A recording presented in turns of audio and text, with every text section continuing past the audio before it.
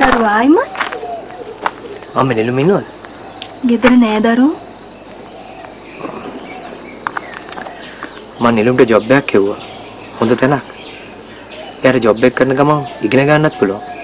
ඊළඟට යන්නත් පුළුවන්. මම ඒක කියන්න ආවේ. දුට රස්සාවක් හම්බුණා පුතේ. අද තමයි ඉස්සෙල්ලාම වැඩට ගියේ. හම්බුණා? හොඳ තැනක්ද? කොහෙද? හොඳ තැනක් කියලා තමයි දුලන් නැදුණන් කිව්වේ. මේ අසනීප වෙච්ච තරුණ ගෑනු දරුවෙක් බලා ගන්න. පෝසත් ගෙදරක දරුවෙක්. දුට හොඳට සලකයි කියලා හිතුණු හින්දා මමත් කැමති වුණා. තාත්තා නැති වෙච්ච දුකත් තුනී වෙයිනේ. ඒ වුණාට අපි නෙළුම්ට ඒ වගේ රස්සාවක් හරියන්නේ නැහනේ.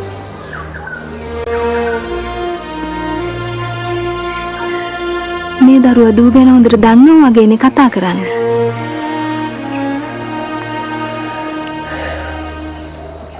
ඔව් අම්මේ. මම පන්සලේ ලොකු ආමඳුරන්ගේ නෙළුම් ගැන විස්තර ගොඩක් දැනගත්තා.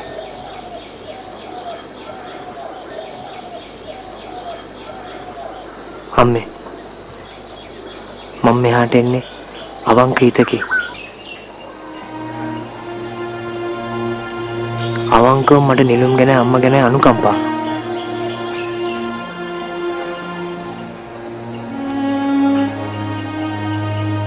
ඒ වුණාට පුතේ අපේ දූගේ හිතේ නම් පුතා ගැන පැහැදීමක් නැහැ. ඒකට කමක් නැහැ අම්මේ. කවදාරි දවසක එයා මාව තේරුම් ගනීනේ. අම්මා පුළුවන් තරම් එයාට උපදෙස් දෙන්න. නොගැලපෙන රස්සාවක් ගැන හිතන්න එපා කියලා. කිව්වට අහයිද දන්නේ නැහැ.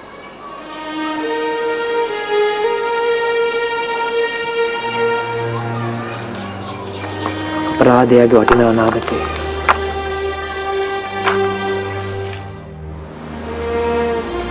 ඇයි නෝනා අක්කට මෙහෙම වුනේ? එයා යාළු වෙලා හිටපු බොයි එයාගෙන් ඈත් වුණා කියලා එයාව ලොකු කම්පැනිකටපත් වුණා. ඇයි ඒ බොයි අක්කගෙන් ඈත් වුනේ? ඒකට හේතු ගොඩක් තියෙනවා. ඔයා ඒ ගැන හිතන්න අවශ්‍ය නැහැ.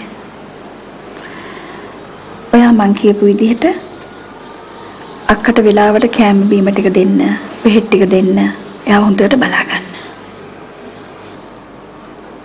හරි නෝනා. මම ඒ වගේම හරි ඉෂ්ට කරන්නම්. ඔයා මොනම හේතුවක් හින්දාවත් අක්කව තනි කරලා දාලා යන්න එපා.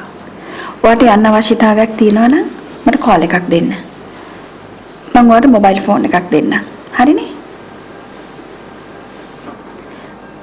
නෝනා මට අවසට ගෙදර යන්න ඕනේ. අම්මා විතරයි ගෙදර තනියම. ඔයා ඉන්නවා නම් හොඳයි. කමක් නැහැ ටික දවසකටනේ.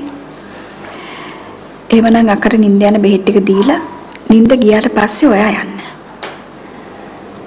ඊට පස්සේ මම ඉන්නම්.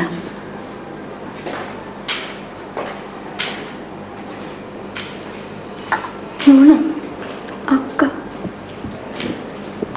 ඇයි ඉන්නේ තව? මෙහෙන් යන්න. මට මෙයාත් එක්ක ඉන්න පුළුවන්.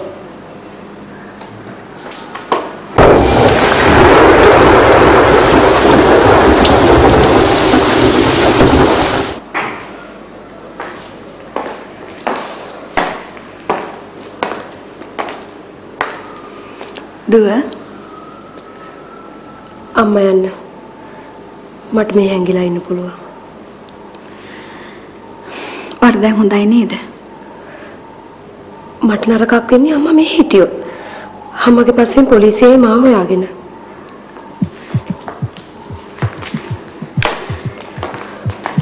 දුව ඔය පොලිසි කතාව කියන්න එපා. ඔයා වැරද්දක් කරා කියලා අරයවත් මෙයාවත් කවුරුත් දැනගන්න ඕනේ නැහැ.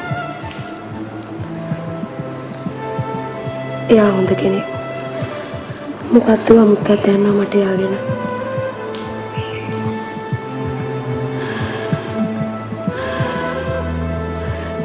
නෙළු පොඩ්ඩක් එන්නකෝ.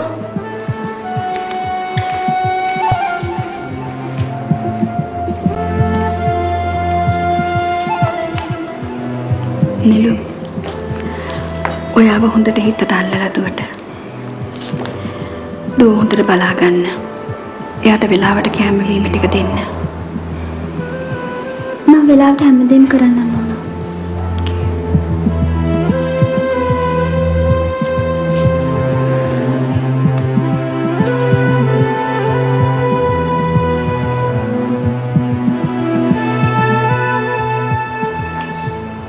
අපි අපේ අදහස පර්ල්ට කියන්න ඕනේ දැම්මම. එයාලට වෙන කටයුත්තක් හොයාගන්න. ඔව් ඒක හොඳ මනුස්ස ගුණාංගයක්. අපිට දෙයක් ස්ථිරව කරන්න බැරි නම් බලාපොරොත්තු තියාගෙන ඉන්න අයව දැනුවත් කරන්න. එයාගේ බලාපොරොත්තු අපිට ඉෂ්ට කරන්න බෑ කියලා. මම දැම්මම කියන්නේ. නෑ මං හිතන්නේ එච්චර හදිස්සි වෙන්න ඕනේ කියලා. මොකද අපි මාන්නක් පෙරමුගේ යටත් වැසියෝ නෙවෙයිනේ.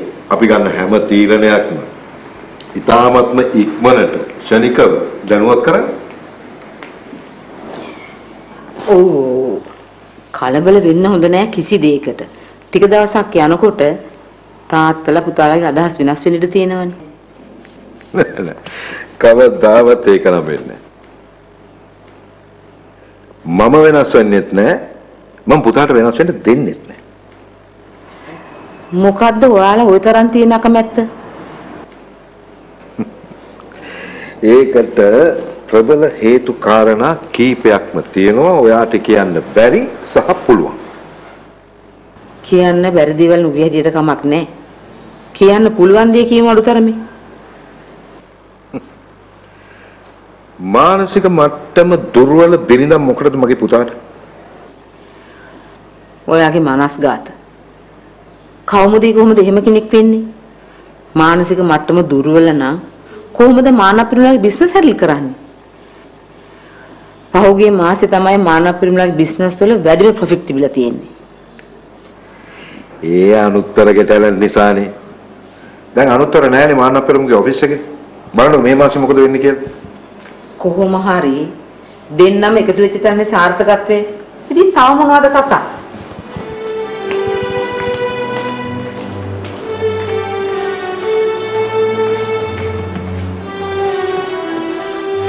හෙන්රි